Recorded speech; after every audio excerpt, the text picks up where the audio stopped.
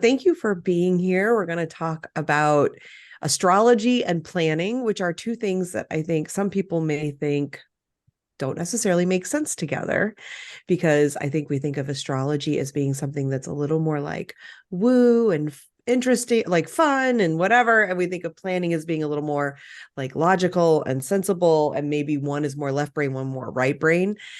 And so I think it will be exciting to talk about how to bring those together. Before we do, though, let's introduce ourselves very quickly. I'm Becky Mollenkamp. I'm an accountability coach. I work with founders who care about equity and social justice and helping them build businesses in a way that actually feels good so that it's sustainable rather than just recreating the capitalist wheel. And Babs. I'm Babs. I'm an astrologer, and my bread and butter is helping founders plan their year according to their birth chart, which is what we're talking about here in this conversation. So I'm excited to get started and kind of show you the magic that's already built in to you just being born and alive and here on this earth. Oh, that sounds so nice. I love that. Well, let's talk on the first point about this left brain, right brain, woo, and practical. Like, how is it that these things work together? Because this is what you often do. Two things that may seem like they don't make sense together. How is it that those two things really work together? Becky, if you could pull up your chart for us just to see as a visual. Yeah. So the way that it works, left brain and right brain, is that you're born, and if you look all the way at the top, you can see that there's all this information, and Oh, okay. then there is where the ascendant is, and that's Scorpio. So this is the moment that you took your breath, which is why timing is super important when pulling up your birth chart. So for Becky, her new year begins 26 degrees Scorpio. So somewhere within Scorpio's season is actually when her new year begins, which is very different from January 1st. And actually less than 0.1, like a very, very, very small increment of people actually have a date that's remotely close, or a rising sign that's remotely close to the January 1st to December 31st type of calendar year. So if you actually look up your chart through astro.com, it says on the right hand corner, you can check that out for yourself. And Yeah, and sorry. we'll talk more about that soon. But if you want to start pulling up your chart, you just need to know where you were born, your birth date, and your birth time if you have it. And we can, if you're able to pull yours up before we get too far into this, you can ask some questions and we can talk more details as we go on. But this is just giving you the little sneak peek of what it looks like, and that from this information, you can learn when your new year actually starts based on when you were born, where, and the way you show up in the world. And that's kind of the point of this, because the new year is actually really arbitrary. It's just something that humans all kind of agreed on, that like, we'll just start this day will be the first day of the year. It has nothing to do with anything really. And it's different. The different cultures have different new years. The Chinese new year is different than what, the Gregorian calendar, what most of us use. There are different versions of the new year. And the point of this, I think, Babs, and you can talk a little more about it, is that we are often trying to fit ourselves into a system that doesn't actually work for us.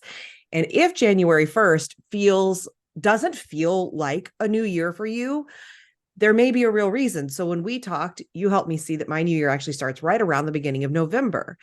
And when you said it to me, like everything opened up for me, because I was like, that's every year. Right around Halloween, I noticed that my brain is already on to the next year. I am done. Like, I don't even, the last 2 months of the year are all about planning for the next year for me. And I never really understood why not everyone else felt that way. And by January 1st, I'm already like going. And it's because of this. So talk a little bit more about that, about like how the new year is arbitrary and how it shifts when you start to look at your new year and your year. Yeah, I mean, to that point, and sorry I got all bogged into the actual like semantics of it. I'm just really excited to show you how this all works. The simple like fact of it all is that January 1st to December 31st, completely arbitrary, completely made up. It doesn't even follow the moon system. So when I thought about the ways in which we measure time, it very much varies from case to case and scenario to scenario. but what is it that is intuitive? What is it that is truly bespoke to us? And as an astrologer, I couldn't help but notice that every single degree of a rising point correlates to a date. And so why wouldn't that be the starting date based on a birth chart? And I measured this and tested it on myself before I tested it on anyone else.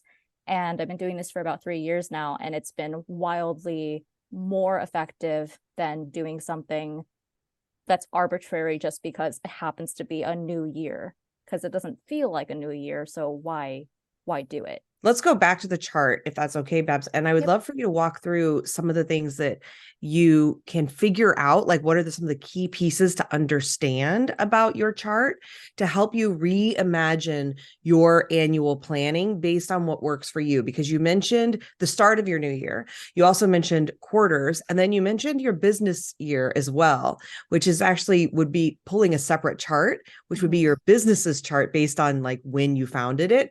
But if you want to just walk through this, and again, you can go to astro.com to find yours.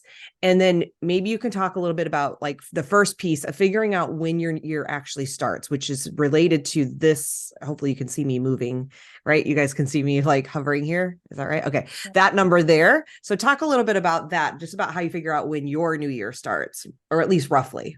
Yeah, right. So everyone, since this is a small group, please like look up your chart. If you have the time, the accurate time, go for it. If you don't, look up your business's birth time. That could be an establishment date, when you were incorporated, your LLC, the first sale that you ever made. So look up that date, and you can put 12 p.m. for that specific date for events and businesses. For a birth chart, you're going to need an actual accurate birth time. So here, Becky has 1:25 a.m. And so this correlates to, it does all the math for you, and it correlates to an ascending or a rising degree of 26 degrees in Scorpio. And so from here, we go to an ephemeris, which is a data table that has every single transit that has ever existed about 2,000 years back, and every planetary transit that will exist 2,000 years forward. And through that, you're able to line up the 26 degrees with an actual date. And and that's something that you can do. Yeah. And I think I can do, you can dig it deeper, and you're using words that most of us probably don't know. So I'm here to be the voice of the non-astrology person, and to say that I think at least most of us have an idea of the 12 signs and roughly what month those correlate to, or the period of time they correlate to. So as at least at a starting point, and we're going to talk about a session we're going to do that's going to dive much deeper. But for the starting point of this, just know that, so like mine is in Scorpio season. So I can look up and say, when is Scorpio season? And that gives me the rough month of the start of my new year. So I think that's a place to start. We don't have to go to the ephemeris and all these other things that are maybe more detailed. I think just the whole point is to figure out kind of what time of year, what month of the year is really more of when your year starts. Don't worry about the red and the blue and the green lines here in the middle. None of that matters. But what she will talk about is what this stuff here, at least roughly what it means, because you'll notice I have at least 1, 2, 3 of these quadrants. Well, they're not quadrants, these sections that are empty. So talk a little bit about that piece, because I think that's really interesting too, Babs. Yeah. So generally when I have clients, everyone is very alarmed when they don't have planets in specific houses. So they have empty houses. And they might think like, oh, does this mean that I'm not going to have any loving relationships because my 7th house is empty? No, not at all. It generally means that there is not a great focus in that area in this lifetime. And when we translate that to planning, it actually tells us, or tells me and informs me, and then informs my client, that these are times when you have peace. There's nothing that's activating you or calling on you or pulling you from your attention at all. There's nothing pulling on your energy during this time. And so these are built-in peace times, I call them, or built-in times to take vacation or rest, or just not really worry about many things, because it's a very slow moving time. Now, Becky's chart is actually really well balanced. So she has about 2 seasons worth, that is a Taurus and Gemini that she's pointing to. Taurus and Gemini season where there's nothing really going on. the people around her might need support, and in that case she can go lend support, but for the most part she doesn't really have to worry about anything pulling on her directly. Whereas the seasons where she's the most impacted, let's say, can you scroll over to your rising? Yeah, to like the Sagittarius area. Oh, which one's that? It's the one right under the AC. Oh, here? Yeah. So she has, thank you. So she has two like placements right there. And that would tell me that it's pretty busy. Right after she has her new year, maybe that last week of Scorpio season, the moment that it hits Sagittarius season, she's busy.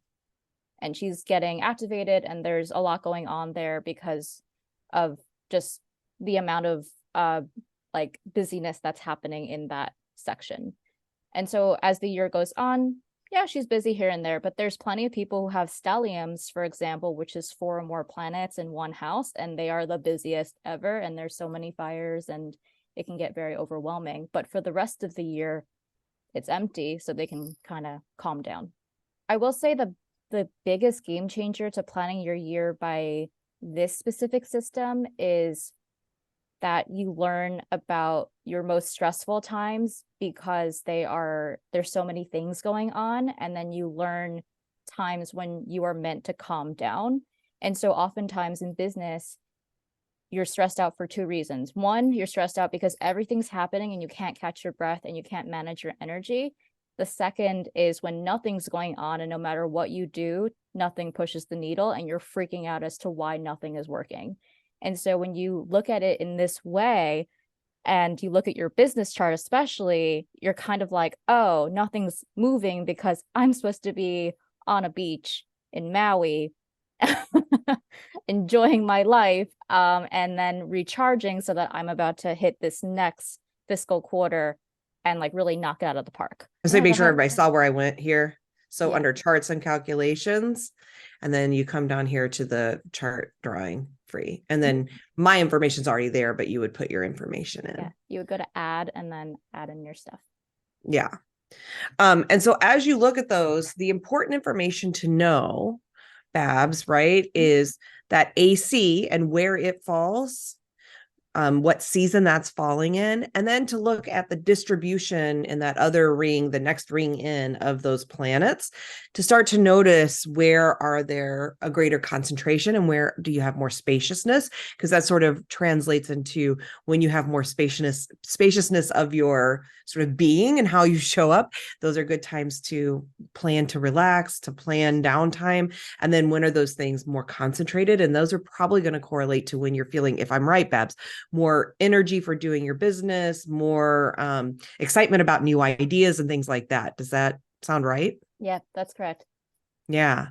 And so this information then can help you start to readjust the way you do your planning, meaning like for myself, I can let go of this idea that I have to have my quarters match the annual quarters, Q1, Q2, Q3, Q4.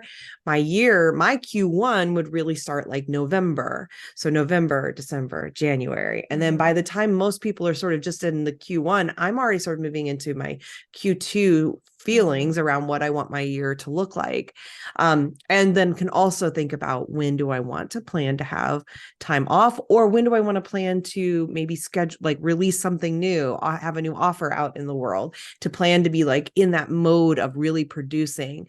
Where I'm guessing conflict comes up, Babs, is when people, without having some of this information, are following the regular year, doing their dropping a new product or a new offer at a time they think they should, without knowing this information. And then that's where you can run into conflict of like, why am I having so much struggle in like trying to promote this, talk about this, get out there and do that, when perhaps that's actually a time where you were really meant to be in more of a down mode of resting. Does that, I mean, I'm hoping that helps explain kind of how this works. Does that feel right?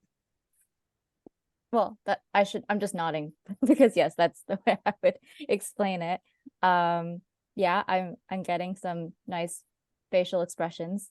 That's good. And I'm wondering, for those of you who are here, if you're able to go, if any of you have been able to get to the chart, to share a little bit about what you're discovering as far as when your year starts, or where you have more planets in different areas there. And if that's bringing up any questions for you around the way you want to approach planning, because, this is a small group, we can be really interactive here in sharing more specific to your chart. Can you see? Yes. Do you mind zooming in a little bit? Yeah, perfect. Okay, thank you for sharing. Lovely. Okay, so Jenna, you are a early degree, so 6 degrees Virgo. It says ascendant at the very top left-hand corner. It's a sun sign Capricorn, ascendant Virgo. So, and then we always double check just in case, because you never know, there might be a glitch, especially with Mercury retrograde happening right now. So you're 6 degrees Virgo, which means that at the very beginning, I want to say roughly around the first week of Virgo season, that would be your new year. So that runs approximately like August 23rd to September 1st. And it's interesting because generally speaking, people who are Virgo risings will just have a great energy boost when it comes to school or like the semester starting, or just like school starting for your parent, or just in general, if you think back to your childhood, you just get like super ramped up because it's the new year, it's new grade, you get like new shoes, new clothes, new supplies and everything. And that is enough to kind of send you and say, you know what, I'm ready. This school year, this is how I measure time. This is done. Does that resonate a bit? Yeah, I actually like my full-time, I'm still working full-time, I'm dual career, and I work in a school. So that does resonate. Yes. And so judging, if you can just zoom out just a little bit. I know I told you to zoom in, but yeah, lovely. Thank you. So you have a lot of empty houses, which is good because it means that you have a lot of downtime. And they actually kind of correspond to, especially if you are a teacher in a school, they kind of correspond to the different breaks that you have within the school year. I see like Aries and Taurus is pretty much free, which means isn't that like spring break? Yeah. Yeah. And then there's Gemini and Cancer. That's basically summer break. And then, and then you probably have a bit of like planning to do somewhere in the beginning of Leo season because you're about to go back to school. Or no, sorry, it's like right when August begins is when you'll start to feel like, okay, I gotta get maybe, I don't know your life, but maybe like lesson plans, or you have to like submit something. Yeah, and just make sure that everything's aligned. And then you've got 2 more. I mean, from what I can see here, because you have no planets in the first house or the second house, it's a pretty chill like new year for you. There's nothing that really presents as a challenge to you until Halloween.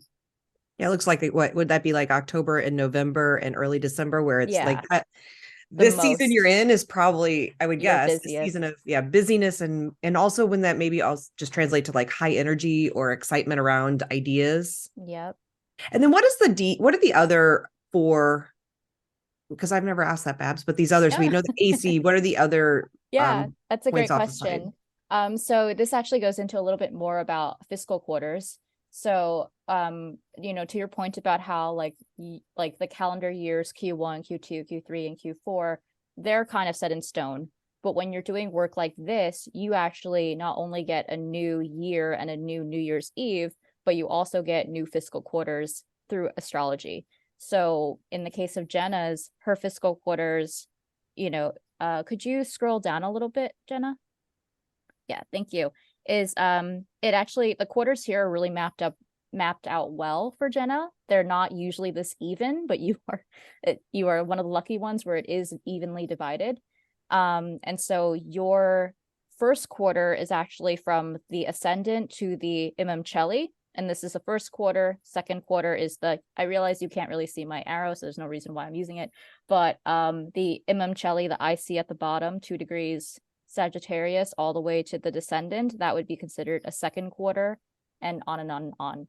And when I experimented with this for the past 3 years, it lined up really well. Suddenly the shift between worrying about first quarter things, second quarter things, third and fourth quarter things, they all worked out really well. It really gives you structure in terms of focusing and refocusing in specific areas that actually need your focus, as opposed to all the millions of other things that we as founders are forced to think about, even though they're not important and they're not going to give us the most impact. For example, just for the sake of not going to a different chart, if this was a business chart, it would tell me that for the first quarter, you kind of can just ruminate in your own thoughts and do whatever you want. You basically have free reign to do whatever it is that pops into your brain, and there's no obligation to take out a fire, for example. But as soon as Scorpio season hits, few fires, quite a few fires, and then more fires. But then through becoming, resident firefighter of your business, you learn throughout that, okay, these are things that I got to look out for next year. These are things to take note of. These are things to whatever. And then soon enough, Aquarius season hits, you have a little bit of reprieve and you're able to reflect and be like, wow, what was all that? Well, I learned a lot. Time to incorporate. And it goes on and on. And the great part about that is because it's cyclical and, transits repeat themselves, because that's the nature of astrology. Eventually, you don't even need this type of structure. You just feel it inherently. You remember, Christmas is coming up. It's about to be a shitstorm. Excuse my language. No other way to put it sometimes. And I love that this helps us get back to trusting our gut and our instincts. I think it's like a nice way for people who are struggle often with hearing their intuition and trusting it and acting on it.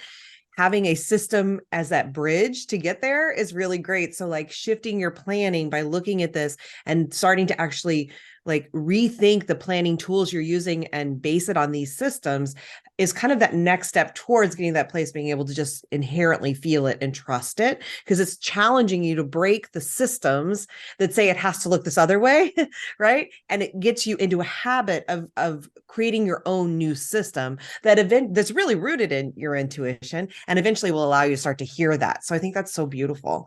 Thank you for sharing that, Jenna. And Haley, I don't know if you're and did you want to share yours real quick, Haley, too? Same thing that we did for Jenna, we're doing for Haley. We're just making sure that in the upper left-hand corner, it says Ascendant Aquarius, and we go over to the wheel itself at the 9 o'clock position, and we see that it is in fact Aquarius. The two squiggly lines, that's Aquarius, and she is 7 degrees Aquarius. So it means that in the first week, similar to Jenna, but in the first week of Aquarius season, which I always get confused on, Aquarius season is right after, it's January 23rd. It's that last week of January, I'm pretty sure. Yeah, January 20th to February 18th. Thank you. So yeah. And can I just say one thing really quick too? Sorry, but I just want to say we're both Pisces, Haley, and our years are radically different. And I think that's why it's so wonderful to look at this is more than just knowing your birth sign, because if we were doing that, you and I would think we have the same year, and our year looks nothing alike. So I just wanted to point that out. Yeah, no, not at all. Great point. And so for her, it starts at the end of January, somewhere at the end of January. And different from Jenna's is that she has quite a bit of action going into her new year, quite a bit. On and on and on until it finally comes down in Taurus season. So you two share that. You two could go on vacation together in Taurus and Gemini season and be fine. And then, so that's the idea. Notice though that her quarters are different. Her first quarter is much larger than her second and fourth quarters. So her first quarters and her third quarters are larger in time than the other two quarters. And that happens, completely normal. I also have that. It just means that there's a little bit more of a leeway and just a lot more to process during this time. I feel like this is a great time too, if you're okay with that, Haley, to take yours off for a second, just for us to tell you, because your new year starts January 20th-ish. And that happens to be right at the time that we're offering the workshop that we're going to have. And don't worry, this will be a very short little pitch, and then we'll go back and answer any other questions, or if anyone else wants to show their charts. So don't stress that. But we're offering a deep dive workshop. It's going to be 4 hours. That's planning based on this. So it's going to be taking this information. You come, bring this chart. You'll have Babs' full attention. It's going to be a small, intimate group where you get to really dig deep, where you're going to she'll get out the ephemeris that she has access to, Yeah. give you the specific dates for the starts and ends of your quarters, those busy seasons, all of those sorts of things. And then we're going to look also at tools for planning and think about how to use them based on this information and what makes sense for you for your planning and when you want to do that. So for Haley, the timing is perfect because this is January 23rd, I believe, which is almost exactly the start of your new year. Yeah, 24th. For people for whom that's not, though, it can also be a great place to say, what do I want to plan for now? How do I want the planning for the rest of this quarter or this year or whatever to look like? It's a good place to just start for anyone on changing the way you look at planning. This is the first time we're doing it, so we're going to be kind of co-creating it with whoever is there. We'll be reaching out in advance of the session to ask people what they specifically want to make sure that we touch on, that we work through. We'll be telling you exactly what information to bring with you. And we can make this together. But we know roughly we'll be reflecting a bit on the year that was. And then Babs is going to really do her magic and dig deep with the people who are there. We'll spend some time talking about how that might change the types of planning tools you use, and then actually have some time to actually really do the planning work. So much of what's out there is very much one size fits all. This is the new year. Here's your quarterly sprints. And we want to say, no, let's come and hyper focus it on your needs and the way you show up so that you can start to think about planning in an entirely new way, in that much deeper dig than we can do here. So that's that. Does anyone else have their charts they want to pull up, or any other questions based on what you've discovered or heard here? I feel everything this whole year has felt intense. And on the silver lining, I guess, is I felt even more connected to my intuition. So I've just gone about things intuitively. However, we still live in this crazy world, and we still have to follow QuickBooks quarters and client quarters and tax quarters and estimated payments and all that fun stuff that doesn't go by by what we want and the quarters that we want. So I'm just kind of wondering, how do you make that tie? How do you make this be a healthy relationship with the world and almost like a happy convergence marriage? So you're not constantly thinking, oh, wait, their quarters, my quarters. What am I doing here? Yeah. When you're going more deeply into astrology, you notice that there's certain themes that follow you around, and it's cyclical. So even if there is a deadline looming upon you that is man-made and nothing to do with like astrology or anything, or is like the tax guy or the postman or whoever is in charge of that specific deadline, you'll notice that there's a theme revolving around it. And generally, it tends to be themes of control. So it'll be Saturn oriented or Pluto oriented. And so you'll notice within your chart, and this is again, when you feel ready to look at your chart, you'll notice that it has to do with just themes of control, people putting control on you, or you trying to exert your control back away and, gain your power back. And so the way that I reconcile the two, because I think that's what I'm hearing, like, how do you reconcile all these different moving schedules?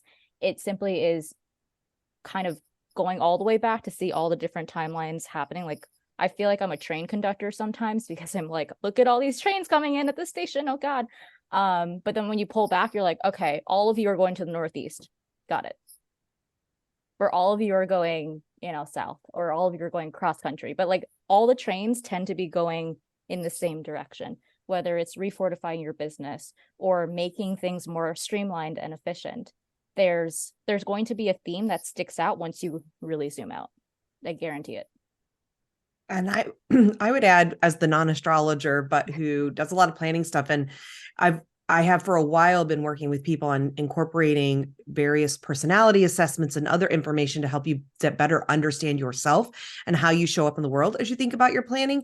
And I think the knowledge piece is so important, because when we don't understand, like, we don't have a reason that we can say, this is because of how I show up in the world, that things are feeling difficult or challenging, or, and in this case, I know that generally in March, I'm going to feel this way.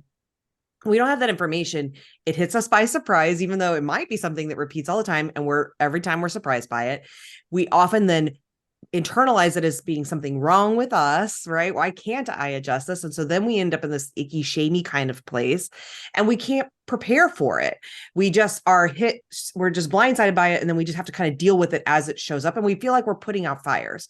I think anything, whether it's this or other tools that help give you more understanding of how you show up in the world uniquely, and something that can actually help you start to understand the cyclical nature, the seasonal nature of things, allows you to be prepared in advance, whether that is preparing tools, resources, help, things that can actually help you in those moments, or just mentally preparing yourself for what's coming so that you don't feel that surprise and that shame, that you can say, I know that this person set this deadline for me that happens to fall in a time when I'm meant to be relaxing. And that's going to create some tension. It's going to create tension that I'm having to work when I'm meant to relax. So are there ways that I might be able to get help? Could I delegate this? Could I hire a portion of this out?